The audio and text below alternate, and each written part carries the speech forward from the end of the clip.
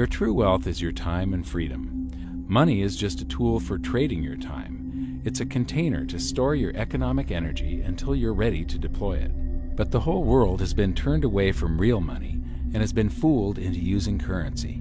A deceitful imposter that is silently stealing your two most valuable assets, your time and your freedom. Welcome to the rabbit hole. We are entering a period of financial crisis that is the greatest the world has ever known. The wealth transfer that will take place during this decade is the greatest wealth transfer in history. Wealth is never destroyed, it is merely transferred, and that means that on the opposite side of every crisis there is an opportunity. The great news is that all you have to do to turn this crisis into your great opportunity is to educate yourself. I believe that the best investment that you can make in your lifetime is your own education. Education on the history of money, education on finance, education on how the global economy works, education on how all of these guys, the central bankers, the stock market, how they can cheat you, how they can scam you. If you learn what is going on and how the financial world works, you can put yourself on the correct side of this wealth transfer. Winston Churchill once said that the further you look into the past, the further that you can see into the future. This program is all about creating your own crystal ball, being able to gaze into the future, being able to change this crisis, the greatest crisis in the history of mankind, into your great opportunity.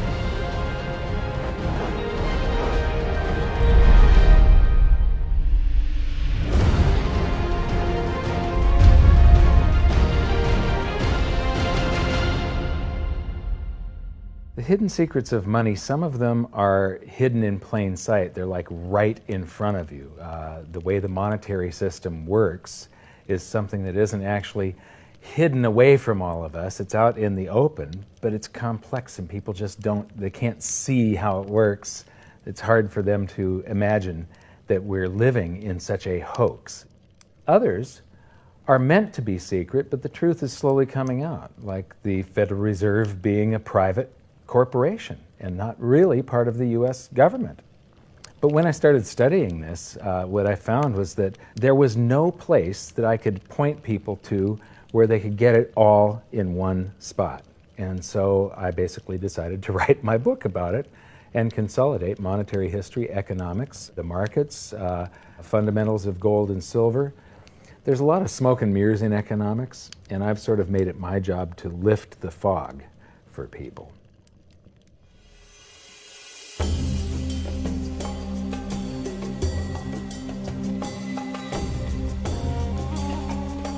Welcome to Egypt. This is where it all began. Roughly 5,000 years ago, the Egyptians started using gold and silver as their predominant form of currency. But it was not yet money. The pieces of gold and silver that they were using were odd sizes and weights, odd purities, so it still was not interchangeable, where each unit is the same as the next. This meant that nothing really had a price yet. You couldn't put a price of so many coins on something because they didn't have coins yet. Trade was still difficult. It was still a guessing game when it came to the exchange of values. One of the reasons that we are in the financial mess that we are today globally is that people do not understand the difference between currency and money. Currency is a medium of exchange, a unit of account. It is portable, durable, divisible, and something called fungible. Fungible means that each unit is the same as the next unit. A dollar in my pocket buys the same amount as a dollar in your pocket. Money is all of those things plus a store of value over a long period of time. Even financial planners, bankers, your accountant, they don't understand the difference between currency and money. The currency in your pocket is a medium of exchange. It's a unit of account because it's got numbers on it. It's somewhat durable, it's portable, it's divisible in that you can make change, and it's fungible. A dollar in my pocket buys the same amount as a dollar in your pocket. But because governments can print more and more and more of it, and dilute the currency supply, it's continually transferring wealth out of your pocket, out of your bank account, to the government and to the banking system. The reason that gold and silver are the optimum form of money is because of their properties. It's an easy medium of exchange because gold and silver store a large amount of value in a very small area. It's a unit of account. Pure gold has the same value all over the planet. So an ounce of gold buys the same amount here in Egypt as it would in China or in the United States. It's durable. The same gold that Egyptians were using in trade 5,000 years ago is still here with us today. It does not corrode. It's divisible. You can make change with it. It's very portable. You could use something like oil as money. It's just that you can't carry around a barrel of oil on your back. It's fungible. Pure gold is the same wherever it is on Earth. Pure silver is the same wherever it is on Earth. It's limited in quantity. That's the reason that it maintains its purchasing power. Governments cannot print it. Over the last 5,000 years, only gold and silver have maintained their purchasing power. There have been thousands upon thousands of fiat currencies that are unbacked by gold or silver, and they have all gone to zero. It's a 100% failure rate. Well, fiat currency, of course, is a currency that exists at the dictate or by fiat from a government. You see, they have their printing presses, and the paper money rolls off the printing presses. And then they give it the fiat designation, which makes the currency official. It's just worthless paper. But when Ben Bernanke gives it the special sign, and they have the cult meeting at the Federal Open Market Committee meetings, it suddenly becomes currency. If you look at what's really going on, it's a con game. And so there's confidence. Well, the Federal Reserve is very forthright about what they're doing. If you read their websites, they'll tell you it's a confidence game. They tell you that there's no intrinsic value in their money. They'll tell you that they print it backed by absolutely nothing. They actually display all these facts. But if you tell somebody in the public that this stuff is created out of thin air, there's no backing whatsoever, it's absolutely worthless, it's about as valuable as monopoly money, they'll look at you like you're nuts. Is there an example throughout history of a fiat currency, a piece of paper that's unbacked by anything, surviving? Short answer, no. Long answer, no. And here's why. When Addison Wiggin took over at the Daily Record, when they got cranked up, Bill Warner asked him to catalog all of the fiat currencies throughout history and what happened to each of them. Addison dutifully went to work. Within a short period of time, he had gone through the alphabet. All the fiat currencies that started with the letter A were done. They all went to zero. He was halfway through the letter B, and all the fiat currencies that started with the letter B, and there were 600 of them in just the first letter and a half of the alphabet, and every single one of them went to zero. Every one. 600 fiat currencies that start with the letter A, and half of the ones that start with the letter B are 600 of these things. Not one ever came close. You think this one, the United States dollar, is going to be the first one after all that? I don't think so. No. No currency, fiat currency has ever survived. None. The thing about money is there actually is a fairly well accepted definition of what money is. The question is, as you apply that definition to particular things that people claim to be money, do they fit the definition? We'll just take the paper dollar, for example. How well does it perform those functions? Well, store of value. The dollar has lost 95% of its purchasing power since the creation of the Federal Reserve in 1913. So not very good as a store of value. One of the things I do is just a way to get the audience's attention is I have a slide, and there are 3 pictures on the slide. One is a pile of monopoly money. The other one is a pile of Federal Reserve notes, what Americans would call paper money. The other one is a solid gold American Eagle 1-ounce coin. And the title of the slide is, which of these is not like the other? And if you know the show Sesame Street, or you have children who watch it, it's one of the favorite vignettes in Sesame Street. And what it really is a kind of IQ test for 5-year-olds. They're supposed to look at the 3 things and look at characteristics and find the one that's not like the other. Well, I've shown this slide to groups of Ivy League university professors, and I've also shown it to children, kind of 5 years old, my nieces and nephews and so forth. And when the professors look at it, they say, well, clearly the dollars are not like the others, because gold has no role as money, and monopoly money is junk, and the American dollar is a store of value, so that's not like the other. But the children look at it and they say, well, the gold coin is not like the other, because the other two are just piles of paper, and the gold coin is clearly something different. So my question to the audience is, who's smarter, a 5-year-old or an Ivy League professor? Before World War I, each note that a treasury issued would say that there have been deposited with the United States Treasury $20 in gold coin payable to the bearer upon demand. The money was in the vault. The currency was a note they gave you that was a claim check, only a claim check on the money, the same as if you go to the dry cleaners and you give them your shirt and they give you a claim check for your shirt. The value is that shirt at the dry cleaners, not the piece of paper that says that you own that shirt. So our currency that circulated was the paper US dollars, and they were claim checks on money. The next hidden secret is the difference between currency and money. Money must be a store of value and maintain its purchasing power over long periods of time.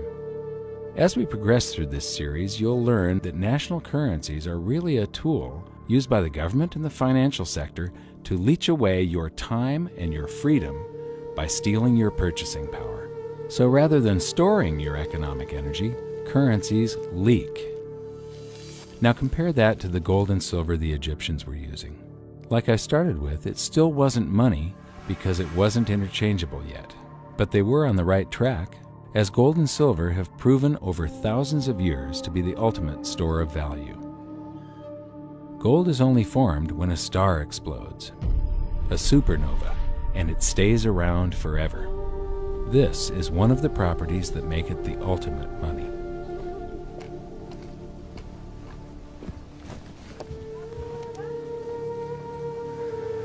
People are amazed that after 5,000 years, the pyramids are still here. But what I'm more amazed at is that the currency that the people that built this were using, that currency, that gold and silver that they were using in trade on a daily basis, is still around today. It may have been melted down and re-refined, and it's in a coin or a bar or in some piece of jewelry, but it's still with us today, and it still purchases something. Yes, it is the ultimate money because there is nothing else even in the same league. It's divisible, it's permanent, it's a store of value, it's a unit of account. It's got everything you want out of money, but it doesn't go away, and it can't be increased. That is what makes gold the most beautiful money of all. What more could you ask out of a money? It keeps governments under control. You can maintain a solvent system. Governments don't like gold at present because they're getting away with the fiat currencies, and they'll do everything they can to discredit it as an asset class. I mean, my goodness, gold has outperformed the Dow Jones Industrial Average in each of the last 7 years, yet it's not considered a legitimate asset class. Why?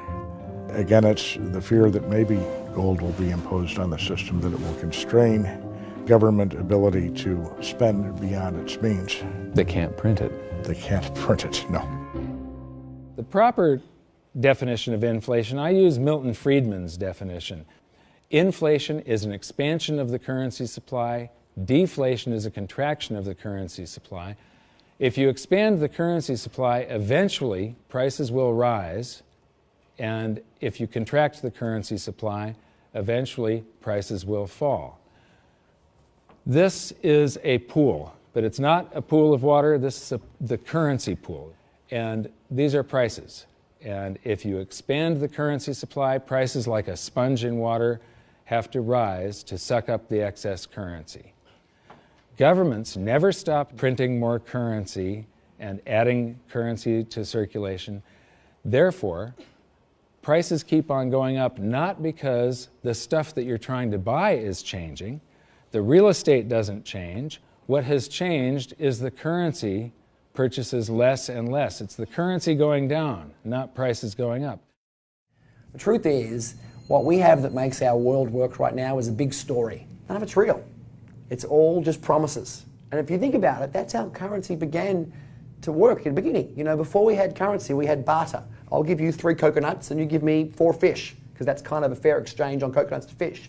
But that got complicated, so we had to invent this thing called money to be a divisible, portable medium of exchange. And the challenge is that we lost that a long time ago, when we lost having things of value be our currency. And now we have this thing called numbers and accounts. But trust me, it is not real. It's a big made-up story. One of the biggest make-believe stories ever is called quantitative easing, which sounds complex, but it's really just a smoke and mirrors term for currency creation. QE started with the banking bailouts back in 2009. This currency was created out of thin air and then given to the banks, who paid themselves record bonuses in reward for crashing the world economy. This is a global phenomenon, but all you have to remember for now is that whether it's QE bailouts or stimulus programs, these are all just voodoo, hocus-pocus terms for increased currency creation. I believe gold and silver will reassert themselves as money. And when they do, there just isn't enough. And their purchasing power is going to go up many, many, many times. Egypt is an amazing place.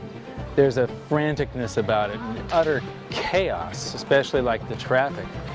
But when it comes to like all of the merchants that are trying to get every last dime out of you, you get fleeced to the point where you come back with an empty wallet.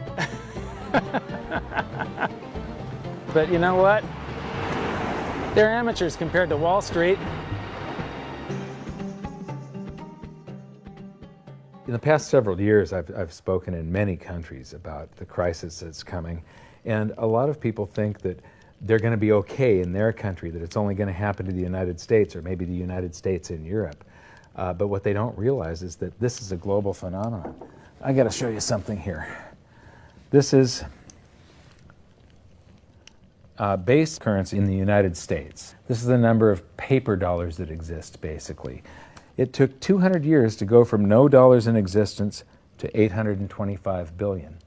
And then we had the bailouts, and then we had QE1, quantitative easing 1, then QE2, and then we had QE3, and then QE4, and then soon we're going to have QE57 and QE382. And it isn't just here. This is what the Canadian currency supply looks like. This is Australia, South Africa, Russia. Now, this starts out in just the year 2001, and this is like 18 times more currency in existence in a little over a decade.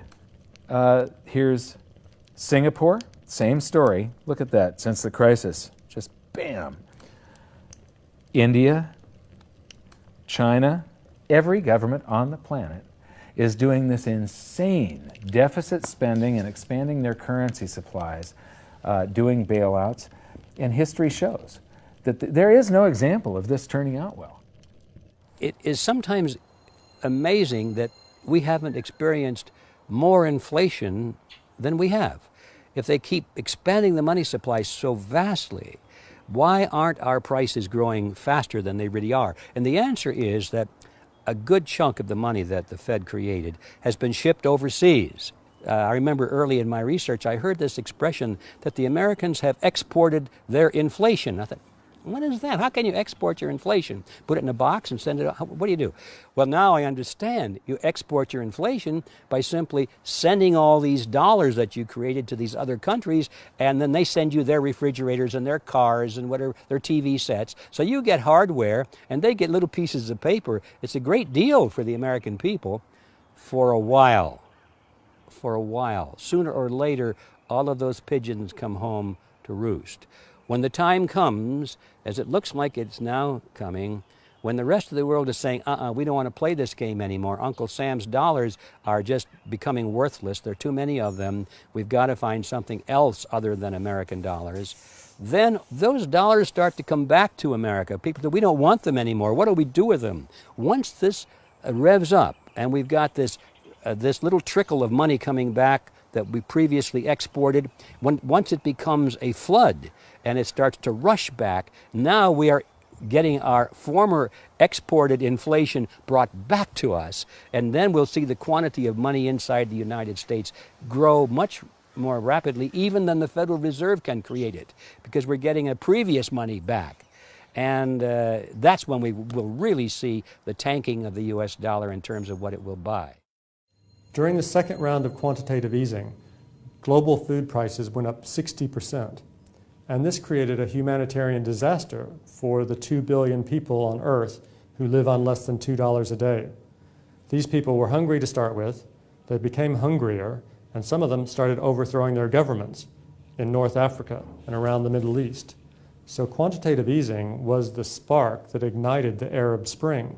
So that's it. When you create money, you get some sort of inflation. It just depends on where the inflation goes.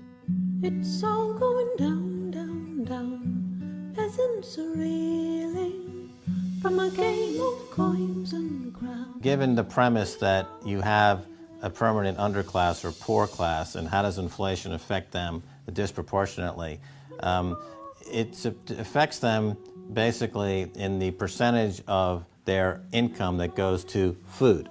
And we see this as a ratio, and we know that there are some danger points. For example, in Egypt recently, once that ratio got to 40% of income going to food and the price of food rising due to inflation, when it got to 40%, that's historically a point where people actually stage a revolution. And that's exactly what we saw. The French Revolution, similarly, was all around the price of food getting to a certain critical point where people simply, the risk-reward for revolution was favorable toward revolution.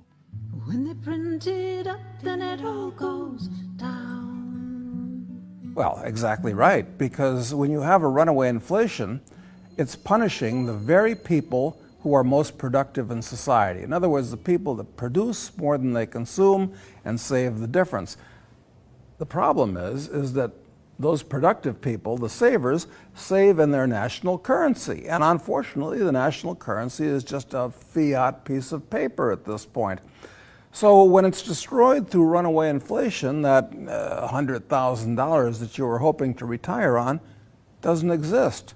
And the things that you were going to buy with it and provide for others don't exist either. Now what are you going to do? So that all seems pretty scary. However, this is going to happen, and you can only play the hand that you're dealt. But the great news is that gold and silver always end up doing an accounting of the expansion of the currency supplies. Basically, the will of the public and the free markets. When governments do this kind of stuff to their currency supply, they debase it. Eventually it comes back in inflation. People sense the loss of their purchasing power. They rush back to gold and silver, and they bid the value of the gold and silver up in the country until it meets or exceeds the value of all the currency in circulation. This is a process that's been going on over and over again throughout history, except this time it's happening on a global scale. It has never before happened in all countries at once. And that means that this is the greatest wealth transfer in history. Therefore, it's the greatest opportunity in history, and it's not going to happen again in your lifetime. So now we've learned that your true wealth is your time and your freedom. Money is a trading tool that stores the economic energy that is your time and freedom, whereas currencies leak them away.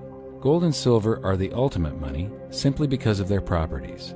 Fiat currencies are based solely on confidence and always return to their intrinsic value of zero.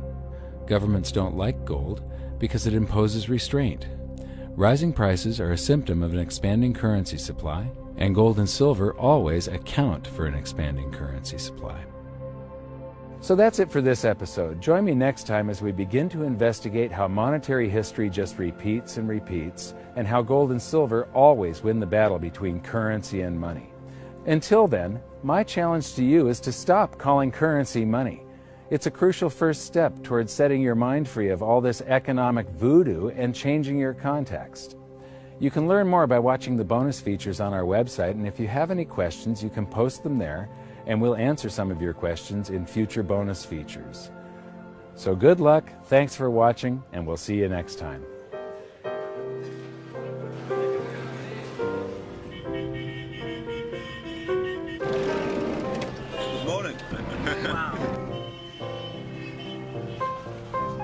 what does fiat mean? It comes from the Latin for crappy car.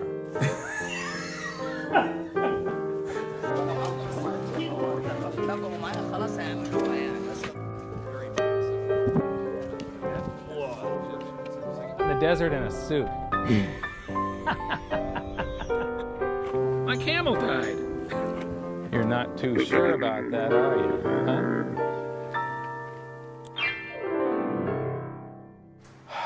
I am ready for a good long nap. Hi, welcome to this bonus feature for the very first episode of Hidden Secrets of Money. And this is currency versus money. So that's the major topic that